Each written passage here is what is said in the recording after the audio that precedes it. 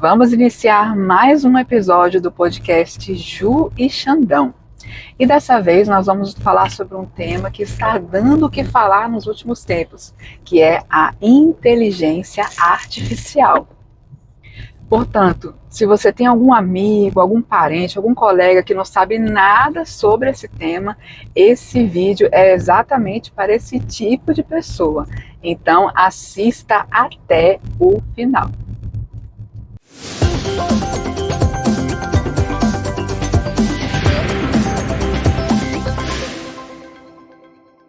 Eu estou aqui com o Alexandre Gomes, ele que é especialista em educação à distância, é autor de livros, e eu fiquei sabendo que ele iniciou experimentos com a inteligência artificial há 20 anos atrás, em uma época onde a inteligência artificial não era tão falada como atualmente.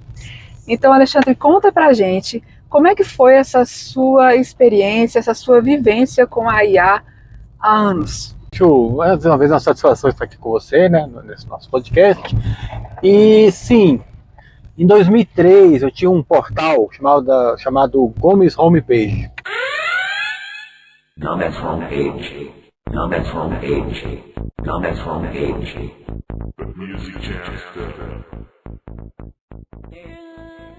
Lá nesse portal, os alunos pegavam material, né, material de consulta, material didático.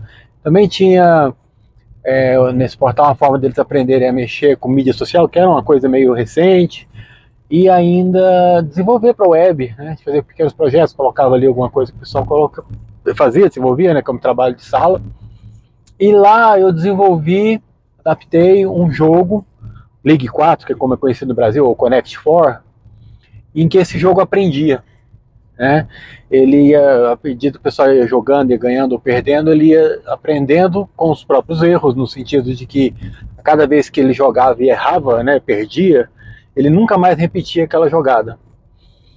Então, para a gente ver como é que isso se relaciona com a inteligência artificial, é bom dar um passo atrás e começar a entender o conceito de inteligência. Existem dois consensos mundiais, né? Isso aí você pode ver lá na Wikipédia, lá, né, para poder, se quiser entender mais sobre esses consensos. Mas eu coloquei isso na postagem que deu rumo aqui, um roteiro para a gente desenvolver esse episódio. E também vai estar aqui na descrição, né, desse vídeo. Pois bem, esses dois consensos, se tem dois consensos é porque não tem consenso nenhum, de tão complexo que é conceituar o que é inteligência, né? Mas tem um livro, uma obra, na verdade, uma enciclopédia, que é a Enciclopédia Disney, em que ela conceituava para criança. Uma coisa bem simples. Para nosso fim aqui, serve esse conceito. Então é possível o computador desenvolver uma inteligência artificial, no sentido que foi o homem que criou, e contrapor ou até mesmo imitar a inteligência biológica. Pois bem, se esse é o conceito de inteligência para nós, vamos ver o que é inteligência artificial. Se a gente pensar, é simplesmente a capacidade de aprender, tem várias estratégias, vários algoritmos, várias formas de a gente ver isso. A forma como eu usei lá no Connect 4, né, no League 4, foi simplesmente uma árvore de decisões em que ele vai armazenando as jogadas nessa árvore. Se ele fez uma determinada ação, ele vai pegar um outro galho dessa árvore informacional para não repetir aquilo. Se for uma situação que ele não pode sair daquele jeito nenhum, na próxima vez que ele jogar, ele volta um nível na árvore. Isso é uma coisa mais sofisticada, voltada mais para programação, mas é uma estratégia. A estratégia que se usa mais hoje é a da rede neural, que é imitando como o cérebro funciona, né? O cérebro nosso é uma rede de neurônios. Como é um neurônio? É uma célula que tem dendritos ali, tem ramificações que ligam com outros neurônios, né, com outras células nervosas. Pois bem, uma rede neural basicamente ele tem 3 camadas de neurônios, grandes camadas. Uma camada de entrada, uma camada que é cheia de também uma rede lá de neurônios interligados lá dentro que a gente não vê, assim, a gente não fica sabendo muito como é que ela funciona, e a camada de saída. A camada de entrada, para fazer um exemplo, imagine que você esteja criando uma rede neural para determinar, baseado em sintomas, qual é a doença, né? Uma rede neural para a medicina. Então você põe lá, um neurônio vai indicar se a pessoa está em febre, outro para indicar se ela tem nariz escorrendo, outro para indicar se ela tem olho vermelho, né? Aí ali dentro você vai ter outros neurônios que vão estar interligados com essa entrada de sintomas, né, desses neurônios dos sintomas, e cada neurôniozinho desse que tá lá dentro vai receber de outros neurônios anteriores informações do tipo tem ou não tem, ou entre 0 e 1, e um peso. Esse peso é para indicar para aquele neurônio que está recebendo informação o quanto que aquela informação é mais importante ou menos importante. Estou simplificando bastante aqui para ficar fácil de entender. Mas imagina o seguinte, um neurônio que vai processar se aquilo ali é ou não é uma determinada doença. Ele recebeu olho vermelho? O olho vermelho talvez não seja tão importante, mas talvez febre seja mais importante. Então o peso de febre vai ser maior do que o peso do olho vermelho. E nariz escorrendo seja uma coisa intermediária, mas menor ainda do que febre. Ou seja, nós temos os gráficos que vocês vão ver aí até na postagem ou até aqui agora, né? E que esses neurônios que têm esses pesos vão levar dados para um outro neurônio que vai ter, além de receber esses dados, ele vai transformar esses dados através de uma função. Se você fosse pensar numa coisa bem assim, matemática de segundo grau, vamos pensar em média, ele vai fazer uma média. Mas se você for ver como é mesmo na prática, para programadores, geralmente é uma função tipo uma sigmoide, que transforma aqueles dados em algo entre 0 e 1. Certo? Esse aqui seria o gráfico da sigmoide que eu vou mostrar aí para vocês. Ou seja, processou esse dado ali numa função, aquele neurônio manda para outra camada de neurônios. Que pode ser, por exemplo, qual é a doença. Se vai ser gripe, alergia, resfriado e por aí vai. Essa é a rede neural. A rede neural, então, ela imita, não quer dizer que funcione exatamente assim, mas ela imita um pouco a natureza. Mas foram desenvolvendo outras estratégias. Vamos chegar no que tem hoje, o ChatGPT e tal, e eles foram fazendo mais do que isso. Eles fizeram o seguinte, falaram, se essa rede neural não estiver bacana, a gente tem que transformá-la. Né? Então eu vou chegar, olhei lá, tem olho vermelho, febre e nariz escorrendo. Aí eu falo, alergia. Falei, bom, febre não é muito para alergia, tá errado, seria mais gripe. Aí eu mudo esses pesos e lá naquela função que tem dentro do neurônio, eu ponho um valorzinho lá arbitrário, só para dar o tal da gripe, né, que eu quero chegar na gripe. Eu mando um valor lá arbitrário que eu chamo de tendência ou viés. E isso vai modificar a minha rede neural para dar o que eu quero, porque eu estou treinando ela, eu estou ensinando. Né? Lembra que é aprender? Né? Inteligência é aprender. Então eu estou ensinando para a minha rede neural como é que ela deve se portar para dar o dado final. De forma que depois, se aparecer um sintoma que eu nem treinei, tipo, tem olho vermelho e tem febre, mas não tem nariz escorrendo, é capaz dela falar assim, bom, parece mais para gripe, é 50% gripe, não chega a ser 100% porque eu fui treinado de outra forma, mas ela vai te dar uma resposta que pode fazer sentido, mesmo que ela não tenha sido treinada exatamente daquele jeito, ou seja, uma rede neural, ela é puramente estatística. Isso foi feito dessa forma, sempre supervisionado. Tem um programador, um treinador que vai falando para a rede neural como é que ela deve se portar até ela ficar inteligente, ou pelo menos até ela ficar útil. Mas, com o tempo, eles foram vendo, olha, se demora demais, vamos fazer o seguinte, vamos criar uma segunda rede neural que ela vai aprender a corrigir a primeira. Então a gente ensina uma segunda, por exemplo, a identificar se uma imagem é ou não é correta. E a primeira rede neural vai aprender a desenhar imagens, como a gente vê hoje em dia, né, que o computador cria imagens. Aí ele faz, por exemplo, você fala, desenha uma abelha. Ele desenha uma abelhinha com a asa roxa. Aí a segunda rede neural fala assim, não existe abelha de asa roxa. Aí ela corrige, vai lá e faz aquela mudança nos pesos e nos vieses, nas tendências, isso a gente chama de retropropagação, né, um termo técnico, e de forma que, repetidas vezes, a primeira rede vai acabar aprendendo a desenhar, sendo corrigida pela segunda rede, de forma que não precise ter alguém ali. Isso acelerou demais, por isso que hoje é viável você ter um chat GPT. O processo de aprendizagem ficou muito acelerado. E assim, a gente chama essa segunda rede de adversarial, que ela é como se fosse um adversário, né, da primeira. E a primeira rede, ela consegue criar coisas novas. Você manda ele desenhar uma abelha, é capaz de fazer uma abelha que você nunca viu, depois de ser treinada pela segunda. E por ela ser capaz de gerar coisas novas, elas passaram a chamar esse tipo de rede generativa. Certo? Bom, falta a gente falar de uma coisinha que acaba de conceituar como funciona uma rede neural ou uma inteligência artificial como a do ChatGPT, que todo mundo já deve ter ouvido falar, né? Quem não estava em Marte nos últimos dias já ouviu falar no ChatGPT. Que é o seguinte, para você, por exemplo, quando você está lá no seu celular escrevendo, ele sugere uma palavra, né? Você fala assim, AT, já sugere para você atenção. Por quê? É matemática, é estatística. Geralmente, se você viu tudo quanto é texto da Wikipedia e tal, começou com AT, geralmente a atenção é a próxima palavra.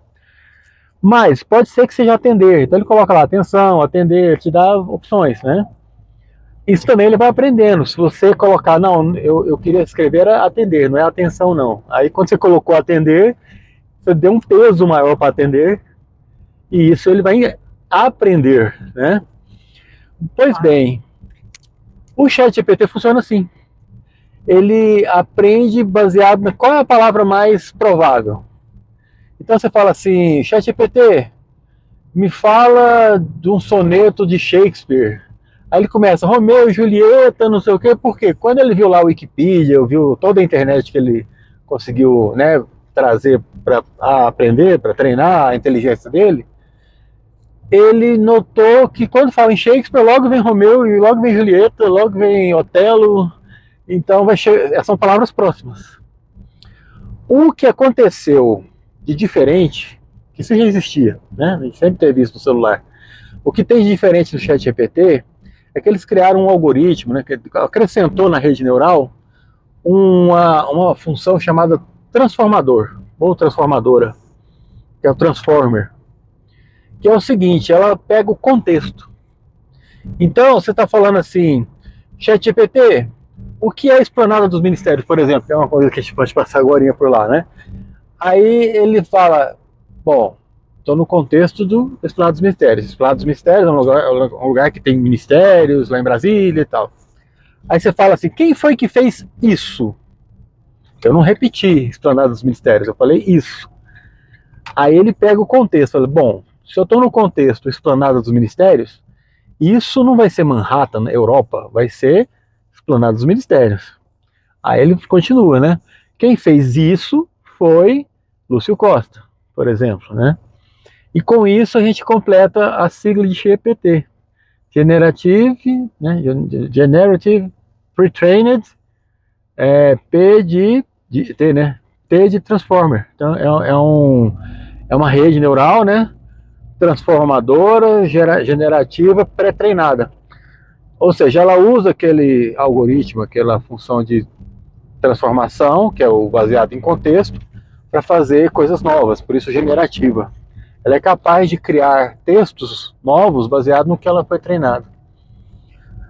Eu acho que com isso a gente deu uma passeada nos conceitos de IA para entender onde a gente veio parar hoje, né? Sim, olha que explicação boa. Um tema complexo, importante e bem atual. E tem também uma outra questão, Alexandre, que isso sempre gera polêmicas em grupos ligados à tecnologia, em grupos também de outros temas, que é a seguinte questão. É aquele mito de que a IA, ou aquela possibilidade de que a IA pode acabar até mesmo destruindo a humanidade. Existe aí um estudo do famoso cientista Stephen Hawking, no qual ele cita que a IA seria a grande invenção humana, porém seria a última também. E existem também aquelas teorias de que a nossa era vai virar aí uma possível Skynet. E como é que fica essa questão, Alexandre, na sua opinião? Bom, Ju, naquela época do WCIT, quando a gente, acho que por aí que a gente se conheceu até, né? Sim. O Stephen Hawking já falou, ó, nós estamos numa encruzilhada tecnológica. Ou a gente vai ser escravos da máquina, ou nós vamos viver num paraíso. A máquina vai trabalhar, fazer tudo pra gente, vai gerar riqueza, a gente não vai precisar fazer praticamente nada. Então, como é isso? Especialistas como ele nem é tão especialista em assim, Ray Kurzweil diz isso muito, é o cara do laboratório X da Google, cuida dele, né? Ele fala o seguinte, olha, nós vamos ter um momento em que a inteligência artificial, então não é um conceito meu, vários especialistas acreditam nisso, vários também não acreditam, é controverso, mas vai chegar um momento que a inteligência artificial vai ultrapassar a inteligência humana, vai ser maior do que a nossa. E nesse ponto nós atingiremos um momento da história chamado singularidade, em que nós seríamos ultrapassados, né, por uma outra inteligência. E teríamos muito mais respostas para tudo. Em compensação, existiria um ser racionalmente mais inteligente do que o ser humano. Isso aí, nós nem conseguimos prever tudo, mas dizem, para a gente ter uma noção do tanto que isso é perigoso, que nós vamos estar, por exemplo, entre nós e uma barata, há um gap, né, uma distância enorme em termos de inteligência, de capacidade de aprender, de tomar decisão, de comunicar e etc. Essa distância faz com que a gente não queira nem saber o que é uma barata, você não pergunta nada para a barata, você não fica tentando se comunicar com ela, você não presta atenção nela, né, e etc. Essa distância vai ser muito maior em relação a essa inteligência na época da singularidade. Você imagina, será que esse ser vai estar aí para o ser humano? A gente não liga se pisar uma barata, será que essa inteligência vai ligar para exterminar a nossa espécie? Não vai sentir nada, e por aí vai. E também um pouquinho, né, uma pitadinha de medo do desconhecido faz com que a humanidade, né, através a gente externaliza através de filmes, né, por exemplo, Exterminador do Futuro, Matrix, né, que as máquinas vão assumir o controle, né, da humanidade, da Terra. Isso é ficção científica hoje, mas é baseado em projeções científicas. Isso é lógico. Então a gente tem que, pelo menos, levar isso a sério para evitar, para que o Stephen Hawking não tenha razão nessas preocupações dele. Acho que é por aí. E você, o que pensa sobre esse tema? Deixa aqui pra gente nos comentários. Bem, pessoal, era isso aí que a gente gostaria de deixar para vocês neste podcast. E é claro, qualquer sugestão de tema que você tenha, é só encaminhar pra gente, ok? Um abração. Salut Juliana, quelles sont les dernières nouvelles du podcast Juiz Xandão? Yes, we have a lot of news. One of them is that now we are going to talk about the basic principles of artificial intelligence. Wow, molto bello! E non avevo notato, il tuo inglese è davvero fluente, vero? Nun ja, mein Englisch ist nicht besonders gut.